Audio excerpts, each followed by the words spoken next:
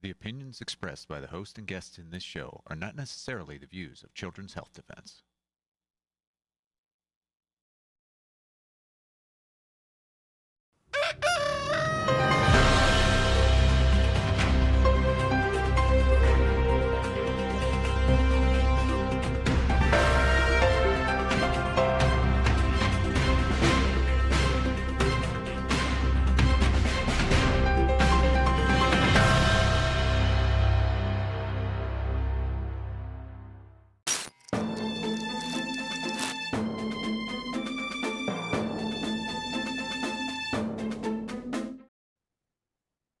Good morning, CHD. It is Thursday, the 29th of May, 2025. We're live here at CHD TV with Financial Rebellion. We have Catherine Austin-Fitts, Carolyn Betts, and an amazing guest, Naomi Wolf from Daily Clout is joining us this morning. Good morning, Naomi. Good morning, Catherine. Good morning. Good morning, everyone. Good morning. Thank you so much for having me.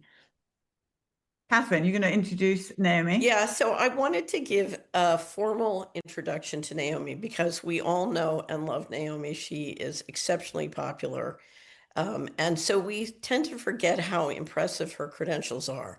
And I just want to go through it again. This is somebody who had extraordinary accomplishments in academia. She was a Rhodes Scholar, has a degree from Oxford, a very successful career in and around Washington politics, and very well known, but a very successful best-selling author. So she has many best-selling books to her name. If you haven't read any of her books, you will know that she is a really extraordinary and beautiful writer. And she, because she started Daily Clout, she's also a tech entrepreneur. She understands technology in a way that very few people in with a political background understand. So she's done some really unique coverage of the technology issues now facing us as a society. And she has one of her many accomplishments at Daily Clout, and she and her colleagues did something which is now a book called the Pfizer Paper, and we're here to talk about it today.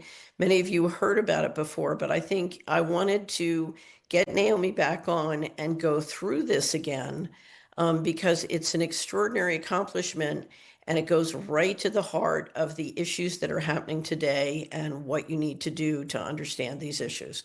So I wanted to revisit the Pfizer Papers. I have a copy of it. It's now published in hard copy. And if you're interested, I really encourage you. This is a classic for any library that wants the truth of, sort of popular events during this time. Anyway, so Naomi is also incredibly generous as a collaborator with members of the Children's Health Defense, with Solari, with many different groups around the country. And so we value her as a collaborator and as somebody who's really pushing very hard for freedom. And so I want to emphasize again that this is somebody with extraordinary establishment credentials who has really braved the ice storm of and been censored greatly as a result of her work. And one of my favorite interviews, Naomi, was you talking about being a progressive, and you're saying, "Where did everybody go? I'm still here." So I think of you as the last great true progressive. Is that fair to say, Naomi? Even though now you're very conservative. There are a handful of us left, but thank you. I appreciate your very kind introduction, and I value all of my friends and collaborators at Solari and at Children's Health Defense as well. I'm really incredible warriors, and I'm honored to be, friends and allies with all of you.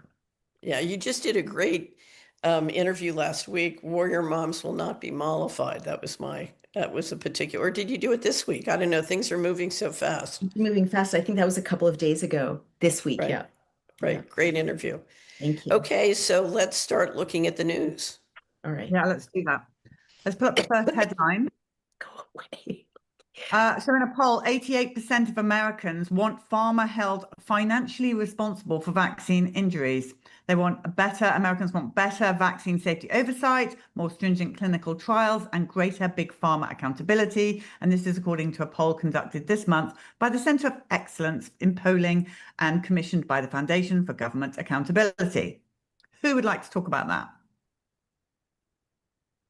So I'm a bit of a skeptic here because given the nature of the behavior by these companies, I don't see how you get back to responsible. So once a company has a track record of intentional fraud and crime over a long period of time, I don't see how you get back to safe and effective. But you know, you need integrity throughout the system, and so I think this is a much bigger, more difficult hurdle than and I think the time has come to zero base the industry. You have to prove that a vaccine is better than a strong immune system, that there's really some purpose to a vaccine. And I'm a skeptic. All right, let's get the next article up. Did Maha report go far enough on vaccines? Fans and critics weigh in. The Make Healthy America Healthy Again report released was just last week, listed vaccines among the possible contributors to the chronic disease epidemic in the US. Vaccine experts and health freedom advocates praised the report for taking on the issue, but also pointed out ways in which they believe the Maha Commission should have gone even further to address vaccine safety and the link between vaccines and autism. Naomi? Well, I'm not an expert on a possible link between vaccines and autism, but a lot of people I respect, like Toby Rogers and your own doctors and physicians and pediatricians, have identified, big smoking guns. I mean, I feel like every day in the Defender or every other day, as you were saying before the camera started rolling, we read about a child who died, sort of immediately after receiving a bunch of shots, and certainly in the CHD community, I've heard from many, many moms, I think some are represented here on this panel, who know that their children were perfectly well and normal and developing normally before injections, and then it suffered from being on the autism spectrum. So I don't know, like, I guess where I'm at right now is how much longer do we have to wait? How many more studies? Here's where I'm at, and I'm not a medical doctor and I'm not a scientist. I'm just a mom and hopefully someday soon a grandma. But why don't the eyewitness testimonies of thousands of mothers mean anything at this point?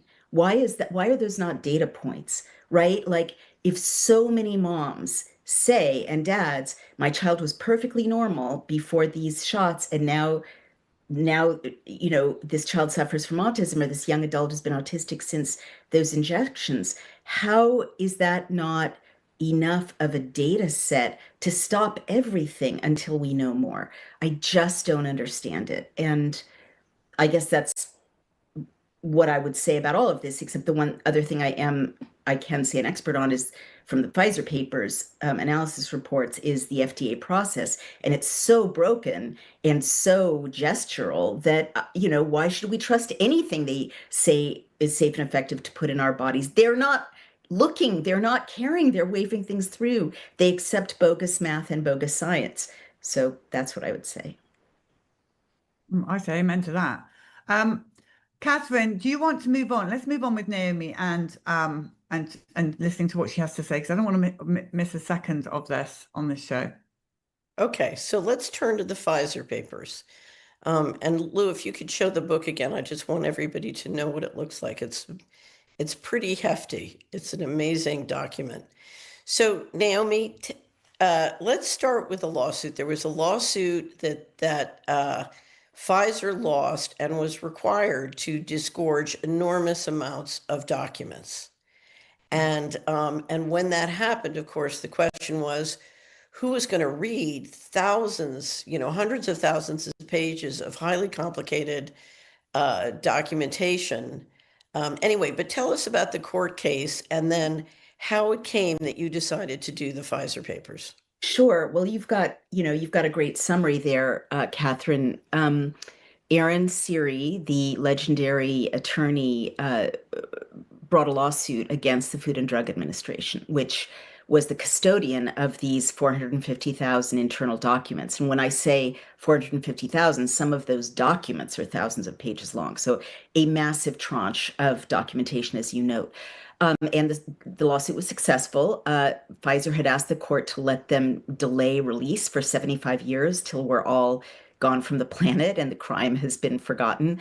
But the court said no. So they were forced to release month by month by month this tranche. And you rightly point out something I think most people don't really understand unless they're journalists, that even with the release, we were looking at these documents being forgotten or lost to the memory hole forever because no journalist has the technical expertise, or very few, and certainly no journalist has the bandwidth to go through this massive number of documents. So Steve Bannon recognized that. At that point, I'd been canceled from all of my legacy media platforms and from X and from, or then Twitter and from Facebook, for correctly warning in 2021 that women were experiencing menstrual damage, eyewitness accounts from the mRNA injections, and that I was very worried about, fertility going forward. Duh, right?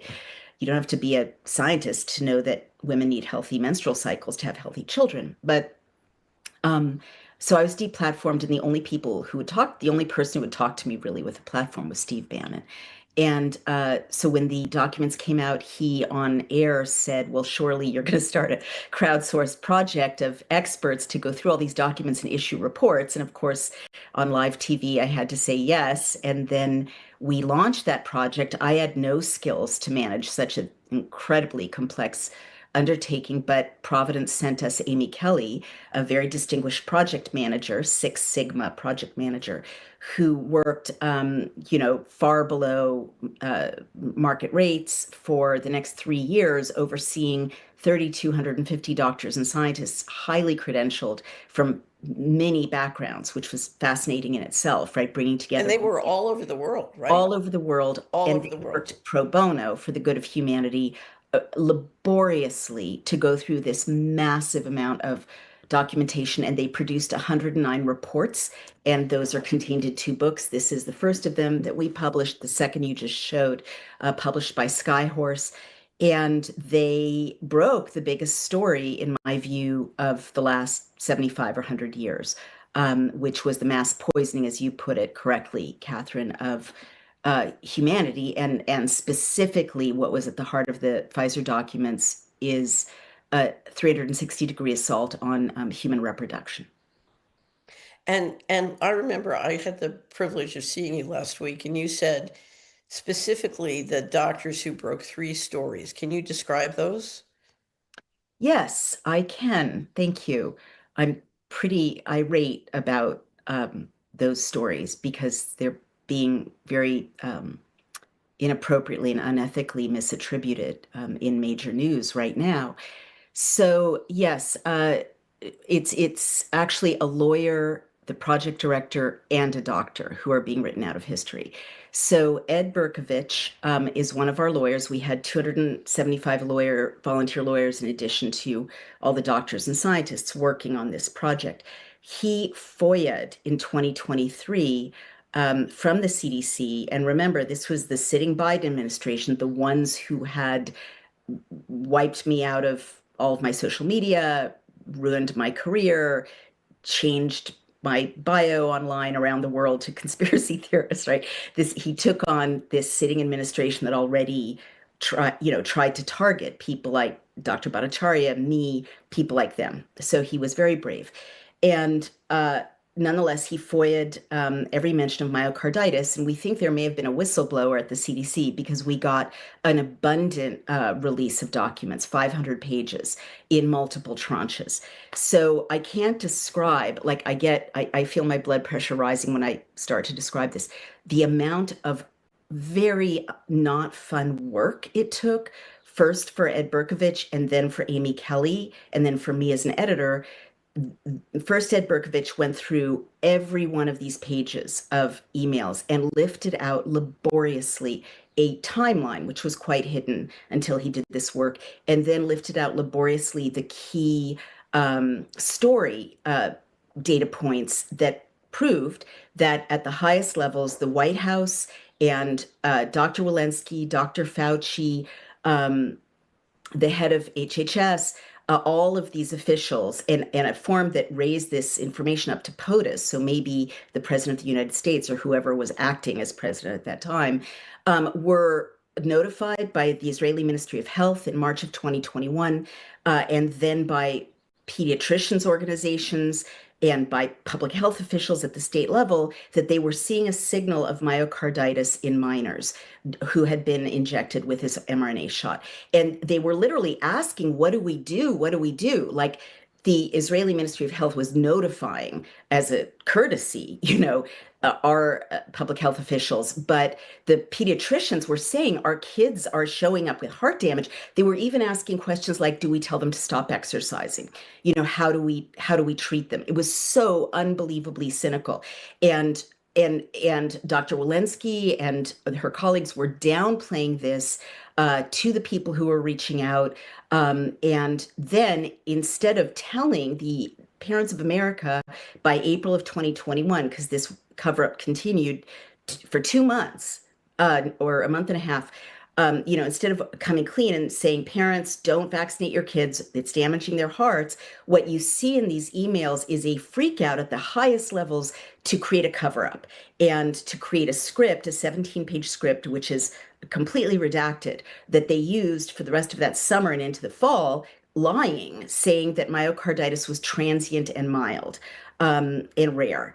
And you remember that all of 2021, there was kind of a multi-million-dollar rollout that continued of teen influencers and also adult influencers with teen kids who were being paid to say, you want to go hang out with your friends again, just get your shot. No worries, go party. This is the way to socialize again. So unbelievable criminality. And Ed and then Amy Kelly broke this story with 5 articles in 2023. We at Daily Clout published, and then I brought laboriously again to War Room and explained over and over what was happening with his cover-up at the highest levels. Now, this is a huge political story, and at that time, there should have been front-page coverage, New York Times, Wall Street Journal, Washington Post. It was crickets. But I can't stress how many laborious hours it took to break this story and to piece this timeline together. So, Senator Ron Johnson reached out to me at the end of last year after the election, before the inauguration, and said there are going to be hearings. What should we focus on?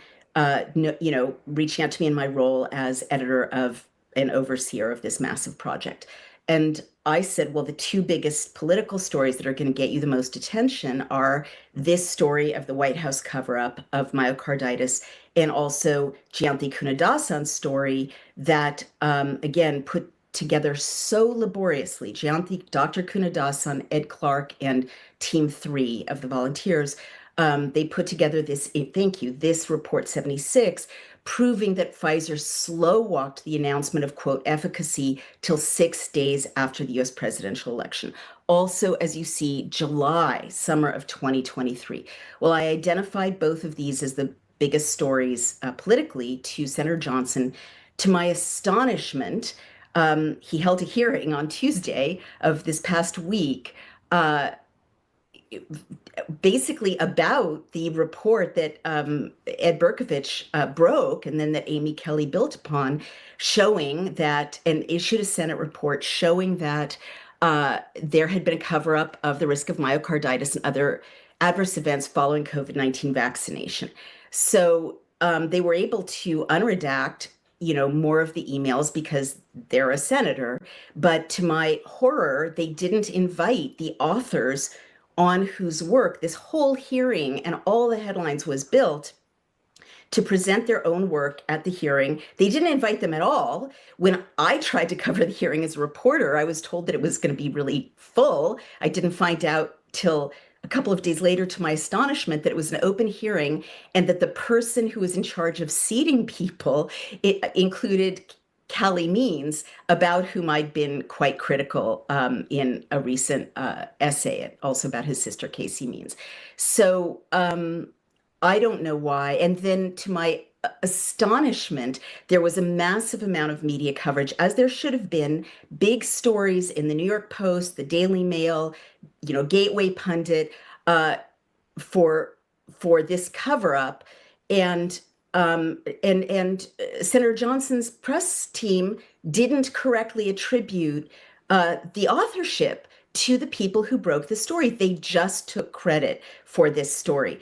Now, as I've said in my essay, and then I promise I'll kind of pause, why should this matter? Why does credit matter? It's not a narcissistic thing. These are very selfless volunteers. They just want to save humanity. However, as the leader of this effort, credit to them really matters for three major reasons. One of them is safety, the physical safety. These people risked everything at a very dangerous time to come forward. Dr. Jyanti Kunadasan was taking on the Biden administration from Australia, where she'd been laid off her job, mandated out, she wouldn't take the injection. And then after she spoke out, she was threatened with being delicensed. And Australia had and has quarantine camps where they detain people who are, critical of what's going on. And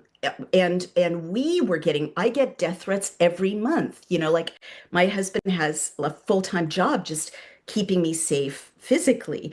And the volunteers also were living on their savings. Many of them had been fired from their jobs, living on their retirement. They didn't have legal war chests. We were facing, legal harassment, IRS scrutiny, so on and so forth. And here, people sitting in a secure environment, lots of security at Capitol Hill, are taking the entire spotlight. All of my intel sources say the way to stay safe is to have a big voice and a big presence. Well, by redirecting the credit away from these people who broke the story, you're contributing to their vulnerability. It's not fair. The second reason is resources. Like we ran on fumes. I cleared out my savings to support this effort. We ran on $5 and $10 checks from people living on Social Security to get this done. And if these authors were properly credited, many professional opportunities would open to them, speaking engagements, publications, opportunities to collaborate in other ways. And we know that it goes to financial resources because Senator Johnson and Representative Jim Jordan, who appropriated Jyanti Kunadasan's story of the delayed announcement without crediting her, they're getting more donations from their supporters. They're able to go to their major donors and say, look, we're doing something. Well, the authors are having those resources redirected away from them. And the last reason has to do with history, frankly. And as a woman, I have to say, I definitely come at this from a gendered perspective. It was mostly brown and white women whose work was appropriated by everyone in that hearing room and everyone so far in Representative Jordan's, investigation are white men. And there is a long history in science and in intellectual property and in technology and in medicine of women doing the breakthroughs or brown and white women doing the work and, other people taking the credit. I could give you dozens of examples. And so Naomi, I'm going to stop you just for a second because I want to do our term of the day, but I have many, many questions and I want to come back to them. Before I do want to, I think you want to give a shout out to Peter McCullough. Yes, I do. Thank you so much. Of all of these men, he's the one who, when we notified him in advance of the hearing that it was our story, but that the authors were being left out of the hearing, to his credit, he wrote a blog on his Substack stating that the hearing was based on Ed Berkovich's and Amy Clark's work. And he's been of all of them, he's the only one who, again, it's not a favor, it's just journalistic integrity and academic integrity. And he's so well published that he understands thoroughly what proper academic crediting looks like. So I do want to thank him. But I mean, again, he's doing exactly what is appropriate academically. You're not supposed to steal other people's work and take credit. Okay, so we have many questions here, but Carolyn, let's jump to you for our term of the day. Yeah, our term of the day is whiteout, and I want to give a little bit of background for those of you who are younger than I am and never typed papers and used whiteout. Whiteout is this liquid that you paint on your hard copy typed version of something in order to change what was originally there and correct it and put something else in. So you would put it in the typewriter and type over the whiteout, which took out the correct information. And I think Naomi Wolf has just explained really clearly about the hearings, but it also happens for books and stories, and certainly the Pfizer Papers book also was whited out. This is a colloquial term. You won't find it in Webster's, but it's a term used to refer to coming up with other stories to mask or get all the attention away from the important story and to emphasize the wrong parts of it, the less important parts of it, and basically create also a limited hangout. So you actually mention it, but it's buried on the wrong page. It's not attributed to the right people. The really important parts of it are de-emphasized, and that's what a whiteout is. Yeah, well said. Right. And it's a very common, there's a wonderful book that Cockburn and his partner wrote on it's called Whiteout. And it's about how the Iran-Contra drug dealing and stories like that were whited out, and the professional techniques used by intelligence agencies to white out these stories. And I think this is what has just happened is one of the most outrageous whiteouts. And I'll tell you why. There's another aspect to this, Naomi, which I really want to stress. There is an effort to persuade people that no one is doing anything. Right. And if you look at the Pfizer papers, when you and Steve Bannon said, we're going to do this, I would have said, this is impossible. Only a miracle could do this. Right. And yet, Amy Kelly, superb project manager, and you brought together thousands of highly technically expertised, of just people with amazing technical experience and knowledge, over 3,000 people worldwide, reading these very difficult, hard documents. And it is a huge example of, first of all, how many people really care and are willing to work together selflessly to do something amazing in the face of terrible evil, but can accomplish miraculous things. I mean, to me, the Pfizer paper is really, it's almost a story of divine intelligence. Oh, it's totally a story of grace. Like, right. Literally, there is no way to explain the fact that this could possibly have worked, without divine grace, for sure.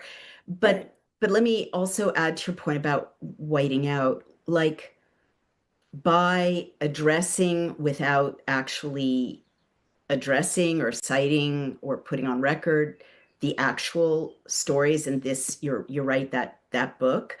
What has been made possible is for people like Marty Makary, now head of the FDA, to say there's not enough evidence, we need more studies. Whereas we, as I said at the beginning, we have the evidence, we have the we have all the evidence from the horse's mouth, or the evil satanic dragon's mouth. But by erasing our books from the record, it's easier to equivocate about the damage that's being done by this injection, which, by the way, is still being recommended for, even after yesterday, sick kids, meaning most kids in America, and pregnant women. It's still, as you all checked before this episode, it's still on the schedule. So millions of children. I was part of a group at Doctors for COVID Ethics.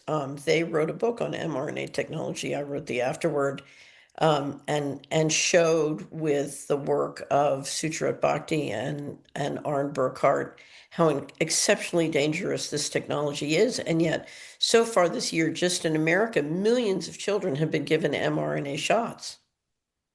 And I mean, it's they're frightening. visibly sick. You can see this generation that's been injected with the mRNA shots. You can see with your naked eyes, how much sicker they are than kids who came of age before this injection. It's criminal. Like at this point, it's criminal. And It is criminal. We're talking about murder. we're talking You're about talking mass murder. mass And, murder. and the other thing, I'm just going to say it because I'm just so angry. I worked very hard to advocate for a Maha MAGA merger at a time when this was not a popular thing to do. And I endorsed, the MAGA Maha ticket, even though I was closing a door forever on my former community to do so. I really believed in change that for the issues that we cared about that would come about with this administration. To me, there's a eugenic quality to the announcement that was made yesterday. And people have to put these pieces together. If you're going to keep giving this mRNA injection to sick kids, again, I'm going to say you're going to give something that damages the immune system to immune damaged kids. You're going to give something that damages the heart to kids with heart damage. You're going to give something that damages kidneys, damages the liver. We know this, right? And I also did some reporting showing that the dosage of this injection is incredibly dangerous to kids because they don't make a distinction between the dosage for a 95-pound 12-year-old girl and a 200-pound 17-year-old boy. It's the same dose. It's gonna damage the smaller kids more dramatically than it damages the bigger kids. So kids are going to die. They're going to drop dead. More kids are going to drop dead on the playing field. But who is getting this injection? It maps to eugenic culling. It does. I'm just going to say this as a granddaughter of someone who lost, 8 siblings in the Holocaust. It's the sick kids who are going to get the injection. What the heck? This is right out of 1933. This is what the doctors enlisted by the, early National Socialists did. They identified sick or impaired or mentally impaired teenagers and they euthanized them. And maybe these people don't think they're euthanizing the vulnerable, but I don't get how you have the hearing that shows that, the previous administration knew the injection was causing heart damage to minors. And the same week, our hero, RFK Jr., and our beloved friend Jay Bhattacharya and Marty Makary, whom I don't know, but who should know better, are saying, okay, the sick kids still get the injection. What is that? How do you put those two events together? They're both happening, from the same actors on this. So let me stop you, and I want to talk about inside the box versus outside the box, but let me stop you for a second and go back to Brooke Jackson's lawsuit against or her key lawsuit claiming that Pfizer had defrauded the government. And my understanding was she lost on the first round because the government was part of the fraud. And so therefore the government hadn't been defrauded. But what the lawsuit brought out was that the government knew that there hadn't been proper trials and were basically directing Pfizer to create the fraud. Right. How does that lawsuit fit in with the Pfizer papers? I don't understand enough about it to make that observation, except to say, big picture, I'm not a lawyer, but big picture, we're seeing the same thing, in agency after agency, in the executive branch, the judicial branch, in Congress, the protection of the criminals. Can I Okay, just say about that lawsuit that what the judge said was the contracts to buy these drugs from the government did not require that they be safe and effective, did not require that they work. And therefore, there couldn't have been any kind of fraud. And what people still assume is that pharmaceuticals are regulated and that there's some determination of safe and effective. An emergency use authorized drug, which is what these are, it's not a drug, it's a biologic, but an emergency use biologic There is no determination of safe and effective. So when anyone tells you safe and effective, it's a lie, because there's no determination of safe and effective. And so therefore, the judge basically said, this, you're not required. There was no requirement that they provide a safe and effective drug, that they do the trials. The trials were not required under the contract. That's right. Okay, so let me jump in, because I have a long-term prejudice here, and that is in 2020, when we first at Solari published the injection fraud and said, whatever you do, don't take the injections.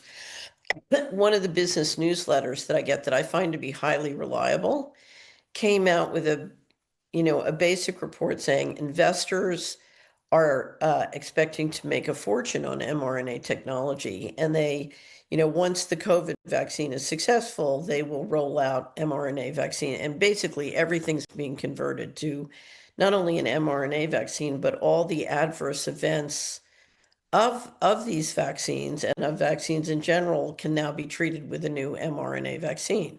And I thought, oh, well, what a perfect business model. You make people sick, and then that creates more business, and around we go. So I've been tracking mRNA since the beginning, and the message that I have gotten both in Europe and the United States is consistently, up until very recently, investors are planning on making a fortune, including building mRNA vaccine factories all around the world. And so there is a major push in the investment world to profit enormously, and the commitment to mRNA is baffling. Anyway, when the administration comes in, everybody's very hopeful as a result of, some of the promises. In the first few days of the administration, the president holds an announcement in the White House with a group of tech billionaires, essentially promoting Stargate, which is data centers all around the country, and claiming this is going to support, a major push for mRNA technology.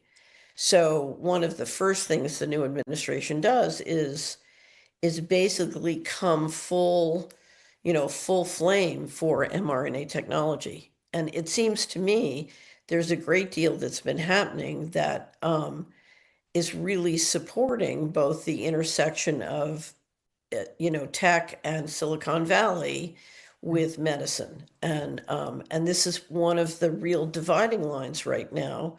I think if you look at the choice of Casey Means for Surgeon General, this is a person who has a company that wants to put wires under your skin and hook you up to monitoring. Right. So, and what I said that, the day that happened is, look, we just need to stop poisoning people. We don't need to monitor them. We don't need to hook them up with wearables. We just need to monitor them. Anyway, but there seems to be this enormous commitment to mRNA technology, no matter what you do. And of course, Pfizer is one of the leading companies, not the only one. We have Moderna, supporting mRNA technology. And if you look, the president literally, I think it was in the White House, got booed by introducing the CEO of Pfizer and talking glowingly about, how wonderful he was and what a great friend he was. And literally there was booing in the crowd. We know that many people in the administration, or a couple, so the Department of the Attorney General, worked for Pfizer. The chief of staff, her company, worked for Pfizer. So there seems to be a commitment to mRNA technology and Pfizer that no matter what you do can't be broken. Right. Yeah, I hear what you're saying, and it kind of makes sense. If you've committed this massive crime, like, I think we all saw that shortly after the assassination attempt against the president in July of last year, the media abruptly shifted in his favor, and Silicon Valley abruptly shifted in his favor. And, you know, I think that there was a calculation that he was going to win the popular vote, and that Silicon Valley better get in line quickly and do deals, which I think they did, to cover up the crime, or to make sure that, the person in charge of prosecuting criminals is someone who was on their team. The person in charge of hurting Maha and repackaging it with someone on their team. Even Andreessen Horowitz, this major Silicon Valley investor who invested in Casey Means, I pointed out, probably largely imaginary company, pumped it up to a valuation of $313 million with flat or declining growth in subscribers over the last 5 years. Andreessen Horowitz is a big investor in mRNA technology. So you're right. There's this massive commitment. They're not walking away from it. It's a bubble. They're going to keep expanding and expanding. I literally don't know why. I fear that you're right. I don't have a second source, for the notion that it's a kind of Internet of Bodies platform. And I've looked carefully at that, but you always turn out to be right, Catherine. So I'm not going to say it's wrong yet. Well, but it would be, this is an area that calls for research. Correct. And so, this is an area where we need to understand. So this administration, we have a checklist at Solari where we track and regularly update all the things the administration is doing to build the control grid, including the Internet of Things and the Internet of Bodies. But there seems to be a ferocious commitment to the Internet of Things and the Internet of Bodies. And of course, the big question is, how does mRNA fit in? Because the commitment to mRNA is baffling. I mean, and I'm glad you brought up Toby Rogers. Toby Rogers has done such a marvelous job of, as a political scientist, trying to document autism, what it means, in terms of budgets. And I do want to talk about the federal budget. What it means in terms of budgets. And he just did a giant sweep of all the studies that we have. And one of the things we know from what we have is that mRNA technology is not safe and effective. It's dangerous. Very dangerous. It's very dangerous. And yet we see millions of children getting mRNA shots this year, and it continues as we speak. And we know it's dangerous. We don't need any more studies to know that it's unbelievably dangerous. Right. And yet children are literally, this is why I'm with you, this is a mass atrocity. And it continues. It's not stopping. And the question is why? Why would this administration do this? I really don't know. I mean, your hypothesis is unfortunately the one that makes most sense, unless it's just like, the tulip mania in the Netherlands in the 18th century or 17th century, just a bubble that people were not willing to give up on. I will say, as a tech CEO, and I made this case in my essay on, the imaginary Casey Means, Silicon Valley has digitized and monetized everything that can be done in your phone and your computer. And they know the business models. They see the limit to growth there. And so they are desperate to digitize and monetize your body's processes, and the physical environment, weather and sensors and facial recognition and so on. So there's something about mRNA that seems to, I like all the evidence we're seeing points in the direction that it's going to allow for some hacking capability of animals, as the Noah Harari put it so memorably. I don't yet know what that is. I mean, what's been interesting is why pursue a dangerous, murderous, medically ineffective model. Unless flipping this around, the real goal is, and you've said this yourself, right?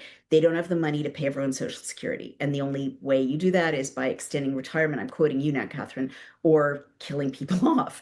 And again, looking at who's being targeted and who was targeted last time around, right? Both with COVID and with the shots. You kill the useless eaters. I do think it's very, very interesting that the mRNA technology was rolled out right before AI was announced. And Right. we know that they just don't need all these people anymore. They're planning for a world, and I've heard this from the, belly of the beast of AI at conferences about AI. They're anticipating a world in which they need 15% of the current workforce. They literally don't need everyone else. So how do you get there? Well, you give the sick kids the thing that will make them sicker. You give pregnant women the thing that will make the population collapse. And we're seeing populations collapse around the world. So I would more of these two hypotheses, I'd more go there. I see more evidence for that. They know it kills people. I mean, I broke the story of this Hong Kong, meaning under the CCP study in 2020 and 2021 that showed that the first injection, kind of damages the organs of rats. The second injection enlarges the heart visibly, puts white patches on the heart, damages whole organ systems. So it's cumulative, right? And the more shots you give, the more sick, the more closer to death people become. So I just think we're in a eugenic reality. Right. So one of the Can things I I want to just bring, could I yeah, just go ahead, remind Carolyn. people that can I remind everyone that virtually no children died of what they call COVID? Totally. I can't, I'm not even on board with it's a real virus, but it's like 0.0 something percent, which puts two more digits into below zero, below one, the percentage of children who had any problem whatsoever when this so-called pandemic was going around. So when you look at a vaccine or a drug, the question is, does it do more harm? Does it help? Does giving the drug have a worse or a better effect than not any kind of drug? And the fact is that if anyone dies of the shot, that means that it is not justified because you're curing something that doesn't exist. There isn't a risk to certainly anywhere near healthy children of what they call COVID. So Totally, Carolyn. And I would add to that, and it's just so exhausting being this person that Pfizer concluded a month into rollout that the vaccines didn't work to stop COVID. So everything that followed, their language was failure of efficacy and vaccine failure. And the only way they could get to 95%, more likely to keep you from hospitalization or death was by hiding the bodies of 8 people who died vaccinated with COVID. And if they had correctly done the math, they would have had to say what we know now. You're more likely to be hospitalized and die with the injection. So I'm just watching, this unfold, knowing and having tried to tell the world that Pfizer concluded that in no way did their injection work to stop COVID. So I'm with you. There's no And the effort to no. white you out, Sorry, the effort sorry, to what was that? target, the effort to target you was pretty serious. I mean, Yep. you got pulled down from all the platforms, you got called names, there was a real smear effort to not just white you out, but destroy your credibility. Oh, It it's didn't succeeded. work, but I'll it was never quite, publish again. I'll never publish in the, major publisher again for the rest of my life. I mean, X settled with me for an amount I'm not at liberty to disclose, but it in no way makes up for the fact that I have 20 more years left of my career and I'll never be able to appear on a legacy media platform, be published, have an op-ed published, publish a nonfiction book. I mean, they destroyed my career, and now I'm up against a whole new administration, and we're being targeted again. X made us erase 124 posts thanking our sponsors, and sponsorship is one of the ways that we keep our doors open. So we're looking at, the collapse of Daily Clout and my voice, and all of the voices that we publish. So it's very demoralizing to have it start over again with a whole new administration that I had so passionately supported. But I should ask you guys, you're friends with these people. Why can't you get them to, stop killing children and endangering children?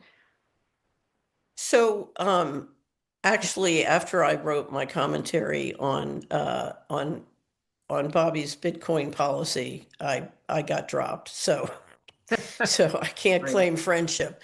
But, because I've been unbelievably critical of both his policies in Gaza and his policies related to Bitcoin.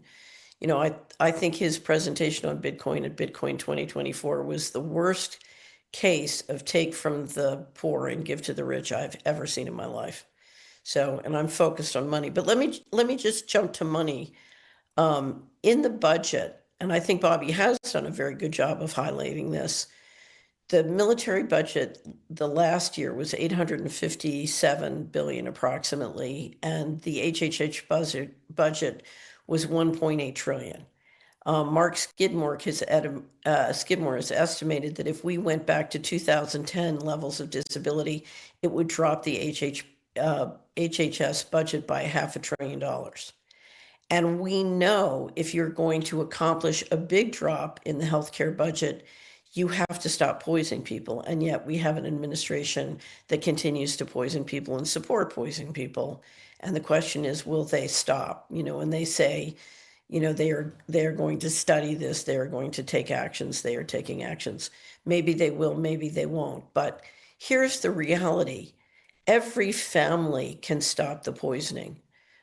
Every family, it's funny, I was watching the conference on wearables at HHS last week and thinking, families don't need to spend a fortune buying products that put wires under their skin and hook them up to glucose monitoring. They simply need to stop poisoning themselves. And right now, I see this kind of chronic illness as one of the greatest causes destroying family wealth in the country. And the reality is, if you are a federal legislator, if you are a state legislator, you are in real financial danger from this. If you look at the state pension fund systems, they are often funded for the retirement obligations. They are not funded for the healthcare obligations. And now we're seeing at the federal level big cuts in Medicaid and potentially Medicare as a result of the fiscal situation. So there is a financial reckoning coming that's going to impact every family in the United States and similar ones all around the world. It's important to know that's coming, and the way you can protect yourself is to make sure you're doing everything to not poison yourself and your family. And this is it's not just a health issue, it's a real financial issue, and it's a real survival issue. I don't know, does anybody want to jump in on that? Not on that, but I do want to talk about the sick kids. Can I go back to that or no? Yep. Absolutely. All right. Okay. I think one of the most important things of the show that we've done today is what Naomi said about Bobby recently saying the healthy, not recommending for healthy, pregnant people, healthy children. This is super important because you can say, Catherine, I agree with you that we've got to stop poisoning ourselves. Of course we have, but I interview these parents of dead babies all the time, and they've never heard of CHD, the Daily Cloud, or us. They just listen to their pediatrician. I now see the pediatrician thinking, okay, so your child's come in for what? Oh, he's got an ear infection. Your child's not healthy. So your That's right. A COVID shot, or even a broken arm, or think of all the kids like my Billy who have autism. They're considered sick. I just did a story, we haven't released it yet, but a 22-year-old autistic young man died following a tooth extraction. Oh, but he just deceptive. He just had autism. So he was going to die anyway. This is basically what we're saying. All this to people that die from seizures with autism, they just had autism. That seizures comes with autism. No one's dealing with the issue at hand, and that is something really sinister is going on here. And I love Bobby, and I know Bobby, and I know that he knows what happened to my child and a great many other children. So I don't know what is going on there, who's advising him, or Senator Ron Johnson, and why on earth Naomi Wolf wasn't there. I don't know what is going on behind the scenes. But I do know that when we say we're winning, and when we say all these amazing things are happening, yes, but people are dying every single day. Okay, so let me... Statements like Bobby just made saying only healthy people we're recommending they don't get the shots. That's madness, Bobby, because the sick ones are going to be killed by the shots. That's right. Okay, but let me jump in. I have watched my entire life while we swing people in and out of what I call the box. Okay, you have a federal government, it's in a box, and its finances are controlled by the bankers. And I've watched for 30 years, we swing people in and out of the box, And all it does is it gets people to go along and delay and stay on the couch, and you don't get real solutions. Occasionally you get an incremental real solution. We have the power at the grassroots to change this. We have the power to not ingest poison. We have the power with our use of cash, with our time, with our purchases, with how we conduct ourselves, across our life and across our income statement and balance sheet. We have the power to build a revolution. We don't need people in the box. I'm Right? going to really respectfully push back, Catherine, and kind of endorse what Polly just said. Like what you said, I've heard you say it before, and it makes very good sense. And it's ultimately up to us, and they will switch people in and out of the box. I thoroughly agree with you about that. But at the same time, this was, our founders intended for these grassroots revolutions to result in the election of people who did the people's will. And many people, millions of people supported CHD because of RFK Jr. and his policy promises, supported his campaign, and Nicole Shanahan's. This was at the top of their list of campaign promises. As I recall, supported, as I did, the merger of MAGA and MAHA with their reputations and their labor. To this day, I turn out for CHD because I believe in you guys. Right, but Naomi, I am watching so many people who, as soon as the election happened, stopped working because, oh, Bobby's going to fix it, No, or Trump's going to fix it. I'm agreeing with you. So Right. let's just say, clarify, I'm agreeing with both of you. People have to get off the couch. As you said, the campaign begins after the election. I thoroughly agree. But also I agree with Polly. These people whom we elected still have responsibility to us. Yes. And they need to understand that they don't own MAHA, and MAHA will take its ball and go elsewhere in the midterms and in 2028 if they don't deliver. And you cannot condescend to moms whose children have been injured. You cannot pat us on the head and say, be patient or be grateful. It is not going to work. And, and we're going to play politics, and we're going to elect people who, will represent us. And if it's at the state Right, but level, all I'm saying is we can't wait for the midterms. No, We need indeed. to do everything. The campaign starts, the day after the inauguration. Totally. We have to be, whether it's at the federal level, the state level, or the local level, we have to be doing everything. And we cannot depend on people who are in the box. I'm not saying don't hold No, them but we accountable. still I'm need not to saying hold them don't push them, accountable. but you cannot depend on them to do the right thing. You have No, to push them can't. hard. You can't Right. depend on them. But I'm tired of being told that I shouldn't hold them accountable. Oh, hold Not them by you, accountable. by the phone Absolutely. calls. Absolutely. The chicks are getting the phone calls. Like this was the subject of the MAHA moms are not going to be mollified. Many of us with sort of big platforms are getting phone calls from people aligned with HHS and RFK Jr. saying, calm down, be nice, don't yell. And I'm just saying that's not going to work. No, it's not Bravo. going to work. And from a mother who's been through it, worship the white coats to where I am now, it's not, I will never back down, whether I lose my job or wherever I go, I will never back down on the truth. And for those people out there, please stop hero worshipping human beings like that. Just get out there and tell the truth about everybody has a story, whether you're vaccinated or you didn't or whatever it is. Use your voice out on the platform so you get taken down. Find another platform. But I'm exhausted with it, and I find it very, very disturbing the last few days. And I'm really, really glad, Naomi, that you came on the show today and spoke the truth, and without fear. And that's what I love about you. You just say No, it. I have fear. I have a lot of fear. It doesn't look like you have fear. You shouldn't have fear. You're going to be fine. Well, I hope so, but I need all of you, and we need each other to keep going and stay safe. So thank you. And speak truth as well. We've got to speak truth. That's how we're going to win this. If we all stand up and speak the truth, and rather than worrying about hurting Bobby's feelings or hurting someone else's feelings, we cannot live like that. Yeah. So I want to say what a fabulous show. Catherine, Carolyn, and Naomi, thank you so much for just speaking truth like that. That's what all the show should be. Brilliant. And we hope to get you back on soon, Naomi. Thank you all so much. I'm very, very grateful. Thank you, Naomi. You guys a lot. All right, everyone, we'll be back next week with Financial Rebellion. In the meantime, pray big, stand firm, never settle. And remember this, that how much you're loved. And we will, I do believe in the end, we are going to win this. Of course we are. But it's just going to be a long, hard fight. Do not get complacent, as Catherine says. Get off your butts and don't poison yourself. But yeah, don't be afraid to speak out on the truth. I'm certainly not. And I know our guests aren't either. So we'll see you next week on Financial Rebellion.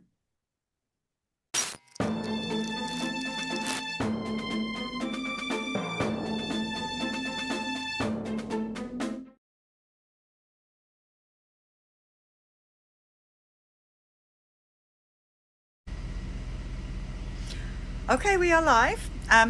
Tell us your name Marsha Wright, and the name of your best friend. Peggy Alexander.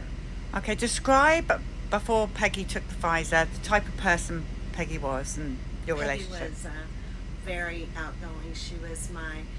She was a realtor that helped my husband and I find a home in Georgia, and we became fast friends. Peggy was a hiker, always interested in keeping her health as fit as she could be. She was very intelligent. You know, she's adventuresome. She was alone. She was divorced, so she adopted Steve and I as part of her family. And so what happened? Did you know she was going to take the Pfizer shot? No, I didn't. Peggy got cancer, breast cancer, 2 years before COVID came about. So I went with her to the oncologist and, was her support. I am a retired physician assistant, so she relied on some of my medical background.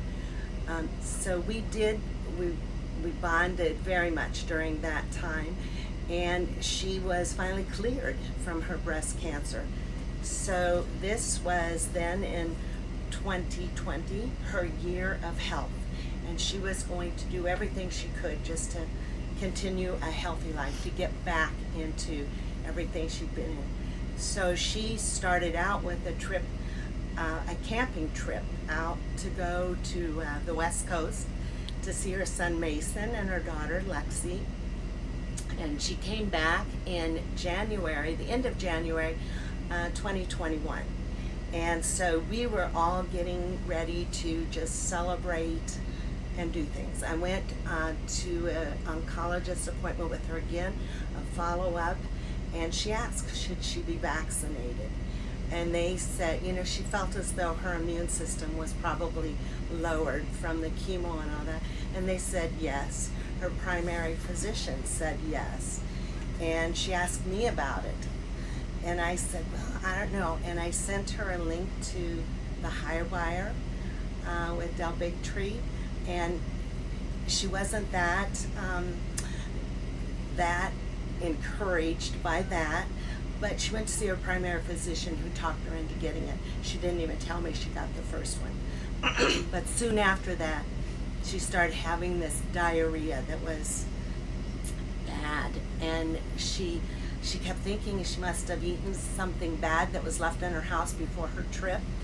And the doctors did all kinds of studies on it, couldn't find any bacteria, couldn't find anything wrong with it, and her oncologist did notice that she had some enlarged lymph nodes around her lungs, and her liver enzymes were elevated. So they did a scan of her liver, and it was enlarged, and they thought it was hepatitis. They did some blood work, but Peggy had been immunized. She'd received the hepatitis A vaccine, so it could have been a response to that. So they continued on, and Peggy continued to get worse, so that she was having shortness of breath and continued diarrhea, and we were just trying to figure out what was going on. She kept pushing herself, saying, I'm okay, I'll get over this, we'll find out what's wrong. And my husband and I went on a little trip. We were away for a little while. When it dawned on me, I know what's wrong with Peggy, and she had received her second vaccine by then. And I knew she was having a response to the vaccine. She went back to her Her daughter came from California to stay with her. When my husband and I got back from the trip, I went to her house and I said, Peggy, we have to take you to the emergency room. So we did. We took her to the emergency room, and I told the doctor, the physician, she's had both vaccines. So they did check her for any type of embolus, pulmonary embolus. That was negative. But he came back in and he said, you do have bilateral pneumonia now. Your enlarged liver is now a cirrhosis of the liver. You have an enlarged spleen. You have, your intestines are very inflamed, and take this antibiotic. No signs of cancer. Take this antibiotic and for your pneumonia, and hopefully you'll improve. See your family practitioner tomorrow. So her daughter took her to her family practitioner, and at this time we were thinking it's not cancer. What a relief. Okay, cirrhosis, you can recover. You need rest and fluids and love and support and antibiotics. I was surprised they didn't hospitalize her. I was a bit frustrated over that, but it was during that COVID time when they didn't want just anyone in the hospital. So her daughter was there. This was 6 days before she died that I took her to the emergency room, and she continued to get weaker, but yet she was talking and communicating. However, now she was turning jaundice, and she had that death look about her.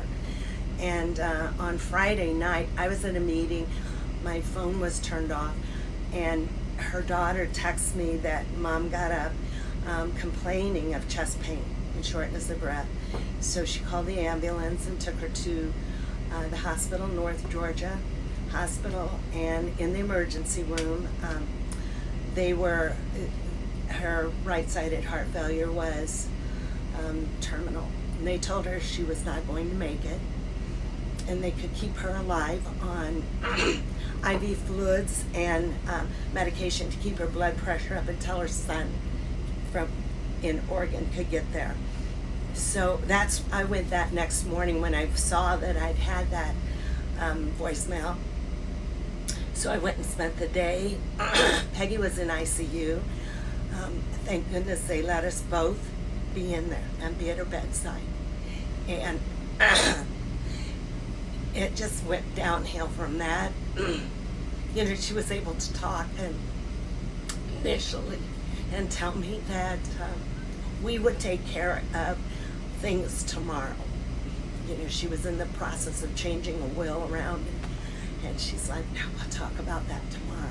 So she had oxygen on and IVs, and she was lucid for quite a while, but she, as the night progressed on, and the staff was incredibly good to her and to us.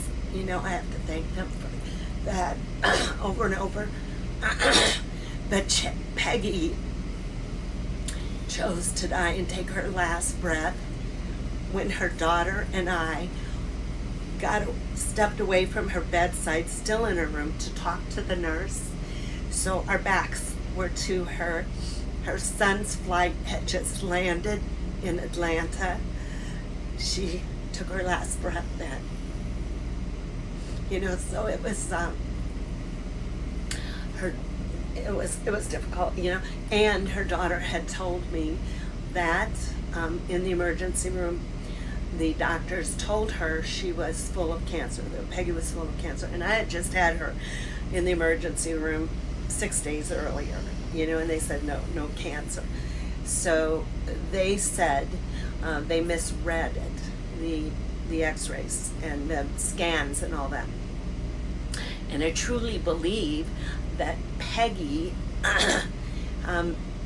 that at the time she got the vaccine, the first one, and these lymph nodes were in her lungs and an enlarged liver, I don't think the radiologists have seen enough studies of patients who had a response to the vaccine for them to identify that this was more than just enlarged lymph nodes.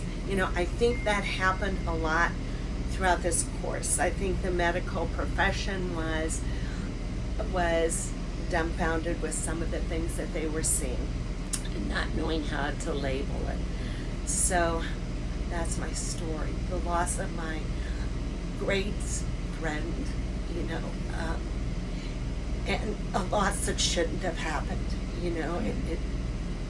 It definitely, the timing and everything was so, when she started just going downhill, was so telling that it was a result of something, not that she'd eaten, but something that was different for her, and I knew enough to know about cytokine storms and enough to know about inflammations, and the information that she was being told just did not sound right.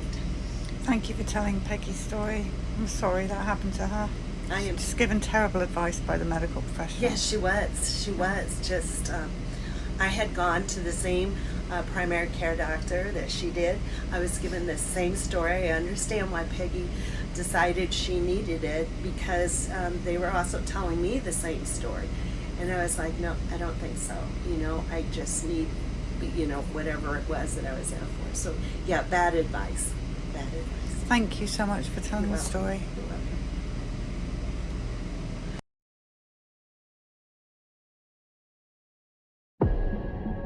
In June of 2000, behind closed doors at a secluded retreat in Georgia, top scientists, government officials, and pharmaceutical executives met in secret. Their mission? To discuss alarming new data. Data that showed a strong correlation between mercury in vaccines and neurodevelopmental disorders. Officially titled Scientific Review of Vaccine Safety Data Link, this would later be dubbed the Simpsonwood Meeting.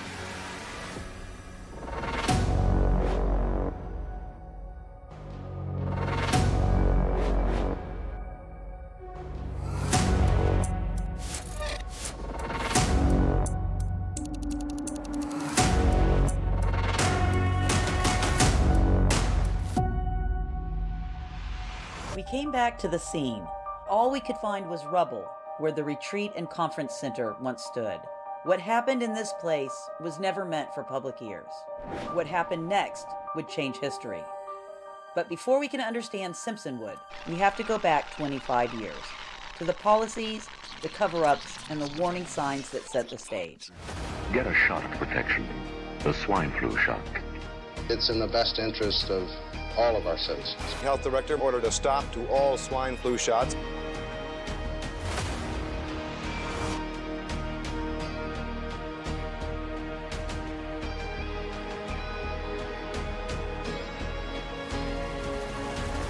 And to grasp its full consequences, we must examine what has happened in the 25 years since. It used to be 1 in 10,000, and now it's 1 in more than 250. It is a perfect exponential curve. Parents making decisions about their children's health deserve to have the best information available to them. You have studied vaccinated versus unvaccinated. We have not studied vaccinated versus unvaccinated. We're not sure what causes autism, but we know that vaccines do not. Vaccines do not cause autism. Vaccines do not cause autism. There is no correlation. The dramatic rise in autism diagnoses, 1 in 31 children, up from 1 in 54 children back in 2016. Scientific progress on this has been slow because scientists are frankly scared to ask the question. Genes don't cause epidemics. You need an environmental toxin. One day everyone will know the truth about vaccines. Uncover the truth about what happened at Simpsonwood and how corruption in the pharmaceutical industry, along with collusion at the highest levels of public health, paved the way for the explosion of chronic health issues in our children. This is a must-watch event.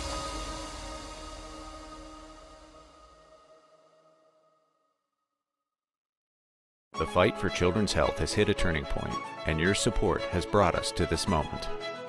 Robert F. Kennedy Jr. pledged to find out what is driving the country's rise in autism. Scientists are scared to ask the question. This is an epidemic, and we need to find the causes, and we need to stop it. Other issues PhD has been pushing for years are finally gaining mainstream traction. The vaccine itself does have profound risk. We are removing pharma members from FDA advisory committees. We are working to change the federal fluoride recommendations. Removing all petroleum-based food dyes. We're going to change things for real this time. This is the moment we've been fighting for. Please give today and help us make the most of this opportunity.